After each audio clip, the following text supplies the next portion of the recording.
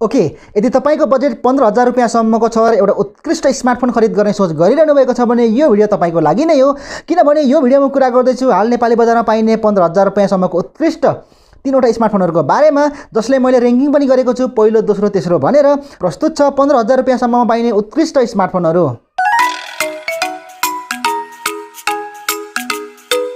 Number 3, Redmi 8A dual.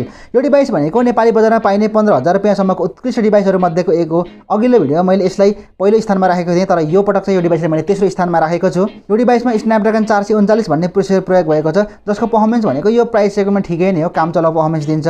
यो डिभाइसमा 6.22 इन्चको HD+ IPS display प्रयोग भएको छ, जसमा राम्रो कुरा चाहिँ के छ भने करिङ गोरिल्ला ग्लास 5 ले सुरक्षा दिएको छ डिस्प्लेमा।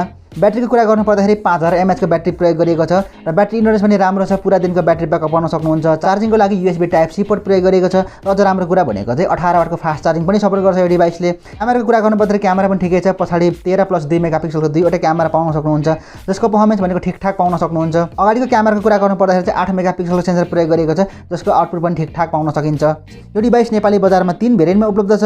यो डिभाइसको मूल्यको कुरा गर्नु पर्दाखेरि 232 को मूल्य 13,500, 332 को मूल्य 14,500 र 364 को मूल्य 15,500 रुपैयाँ रहेको छ। Number 2, realme C11।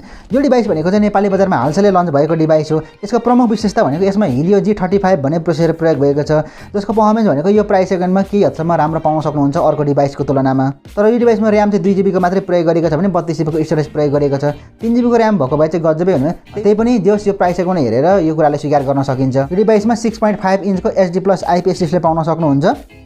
क्यामेराको कुरा गर्नु पर्दाखेरि चाहिँ पछाडि 13+2 मेगापिक्सलको दुईवटा सेन्सर प्रयोग गरेको छ भने अगाडि चाहिँ 5 मेगापिक्सलको सेल्फी प्रयोग गरेको छ, जसको आउटपुट भनेको तपाईँले ठिकठाक पाउन सक्नुहुन्छ। ब्याट्रीको कुरा गर्दा ब्याट्री पनि राम्रो छ, राम्रै ब्याट्री इन्डोरेन्स पाउन सक्नुहुन्छ, जस पुरा दिनको ब्याट्री ब्याकअप पाउन सक्नुहुन्छ। 5000 mAh को ब्याट्री प्रयोग गरिएको छ, तर चार्जिङको लागि चाहिँ माइक्रो USB पोर्ट प्रयोग गरिएको छ र फास्ट चार्जिङको सपोर्ट पनि छैन यसमा, जम्मा 10 वाटको चार्जिङ सपोर्ट मात्रै पाउन सकिन्छ। यो डिभाइसको मूल्य 14,990 रुपैयाँ रहेको छ। Number 1, Infinix hot 9 play 464। यो डिभाइस पनि नेपाली बजारमा हालसालै लन्च भएको डिभाइस हो। मैले यो लिस्टमा पहिलो स्थानमा राखेको डिभाइस भनेको चाहिँ 64GB स्टोरेज भेरिएन्ट हो। इन्फिनिक्स हट 9 प्ले अर्को 32GB भेरिएन्टमा पनि उपलब्ध छ। त्यो चाहिँ अलिकति सस्तो पनि छ र त्यसमा प्रोसेसर पनि अलिकति फरक प्रयोग भएको छ। यो डिभाइसमा चाहिँ पर्फर्मेन्सको लागि Helio A25 भन्ने प्रोसेसर पाउन सक्नुहुन्छ, जसको पर्फर्मेन्स भनेको जो ठिकठाक छ, यो प्राइस सेगमेन्टमा राम्रै पर्फर्मेन्स दिन्छ तपाईँले यसको प्राइसले हेर्ने हो भने। यसको डिस्प्ले एकदमै ठुलो छ, 6.82 इन्चको HD+ डिस्प्ले प्रयोग गरेको छ, जसकारण मल्टिमिडिया कन्जम्पसनमा चाहिँ अलिकति बढी मजा आउँछ।